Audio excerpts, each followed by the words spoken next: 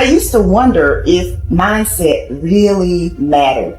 I thought that success was all about talent and skill set, but I came to realize that someone who is great at what they do can quickly be bypassed by someone who is less talented but more confident. Remember this, confidence attracts, but unbelief repels.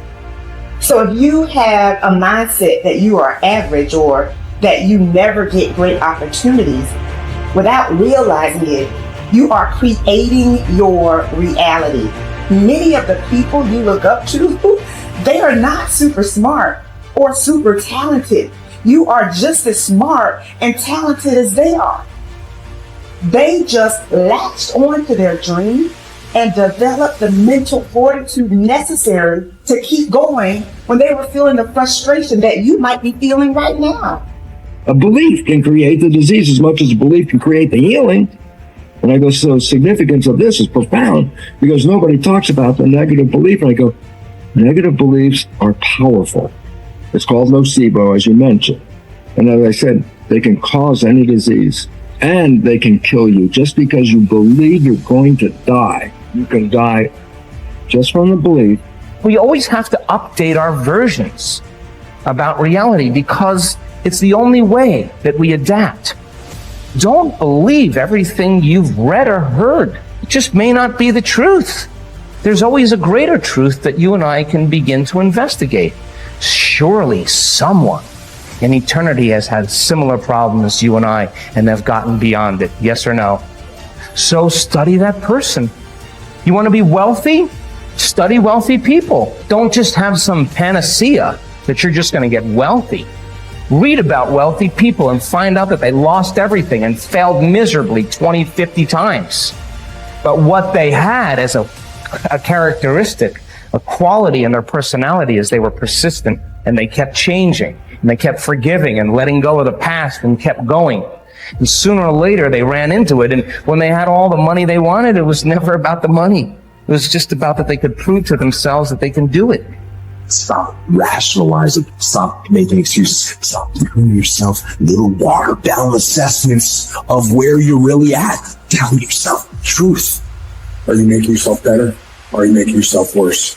Are you moving forward or are you moving back?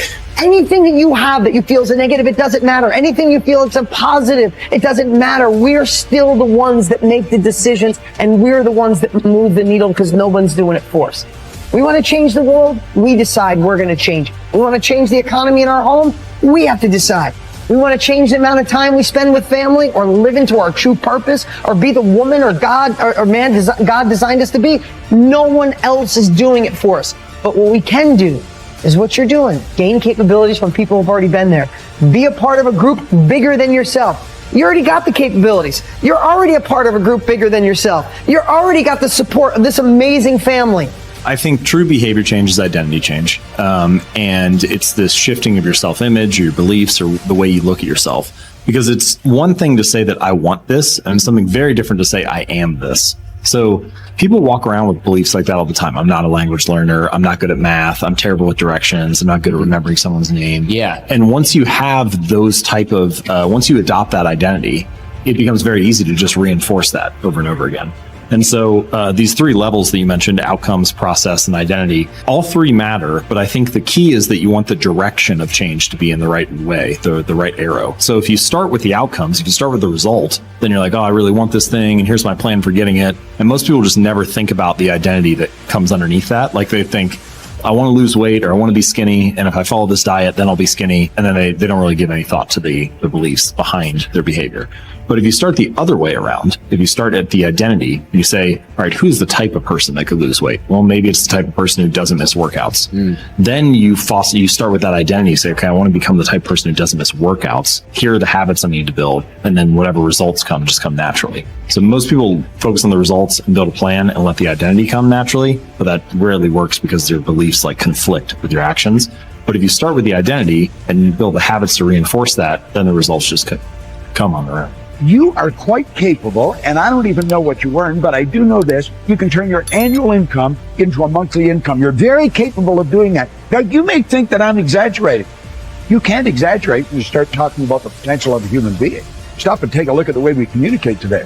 I remember when I was a kid when I saw the first television set. If anybody had told me at that time it was black and white, it was snow, and somebody would appear on the screen and then they'd go away again. If somebody had said, listen, in your lifetime, you'll be able to put one on your wrist. Self-contained in living color. Somebody can shoot something going on the other side of the world. You can watch the Olympics on your wrist.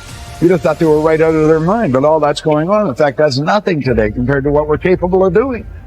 You stick a little camera on our computer and look at the other person and talk to them anywhere in the world. Doesn't even cost you a nickel. Are we moving ahead? I think we're moving ahead at a rapid rate. But I'm going to tell you something. The people that are taking this there are not letting the paradigm stop them. And I don't want you to let the paradigm stop you. I want you to stop and think of where you're going and what you're doing. And when you go to break out of the paradigm, it's because you're using a bigger idea than what you're conditioned to. Now, remember I said that conditioning is cause you to feel comfortable? It's only when you go to change the conditioning that you feel the discomfort. And when you get emotionally involved with it, you can be thinking of the change until you internalize it, nothing happens. But the second you internalize it, everything goes haywire. Why? You're dealing with the central nervous system. You're messing with the paradigm. You've heard the saying, habits die hard. Well, you put 1,000,000 of them together and see what happens. Yet it's like a wall, and you bounce off that wall, and you'll go back and live in your conformed or state of bondage and justify why you should stay there. Don't let that happen. Absolutely refuse to let that happen. If you've got an inspiration to move, to quit your job, to start a business, whatever you want to do, step out and do it. I mentioned in another series that God's gift to us was more talent and ability than we'll ever hope to use in our lifetime. And our gift to God is to develop as much of that talent and ability as we can in this lifetime. The future belongs to the risk takers, not the security seekers. Life is perverse in the sense that the more you seek security, the less of it you have. But the more you seek opportunity, the more likely it is that you will achieve the security that you desire. Whenever you feel fear or anxiety, and you need to bolster your courage to persist in the face of obstacles and setbacks, switch your attention to your goals. Create a clear mental picture of the person that you would like to be, performing the way you would like to perform. There is nothing wrong with thoughts of fear as long as you temper them with thoughts of courage and self-reliance. Whatever you dwell upon grows.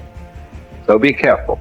And this brings us to a very important mental principle called the law of accumulation. The application of this law is a fundamental reason for success in every field, including yours. This law says that every great life or great career is an accumulation of hundreds and perhaps thousands of efforts that nobody ever sees or appreciates.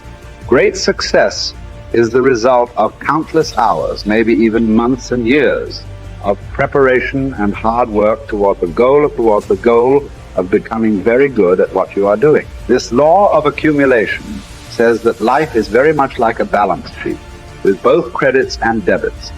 Every time you do something positive to enhance your abilities and to improve your life, you get a credit on the credit side of your ledger. Each time you waste your time or neglect to take advantage of an opportunity to learn and grow, you get a debit on the debit side of your ledger. Here's the key. Everything counts. Everything that you do or fail to do is written down and totaled up on your balance sheet. Everything that you do or fail to do counts in some way. Nothing is neutral. Everything is either moving you toward a better life or moving you away from it. Everything counts. A successful, happy, self-confident person is an individual who has consciously and deliberately built up a lot of credits on his or her balance sheet. An unhappy, negative, or insecure person is a person who has a lot of debits on his or her balance sheet, because the only things that count are your actions. It seems that every positive and constructive action you engage in adds up and increases your levels of self-confidence and self-esteem. The law of incremental improvement, perhaps the most important corollary of the law of accumulation, is what is called the law of incremental improvement. This is really the law that explains how you move from wherever you are to the top of your field. This is the law that explains all great success in America or anywhere else in the world. This law simply states that a person becomes good at his or her chosen field by improving incrementally, continuously, over a long period of time.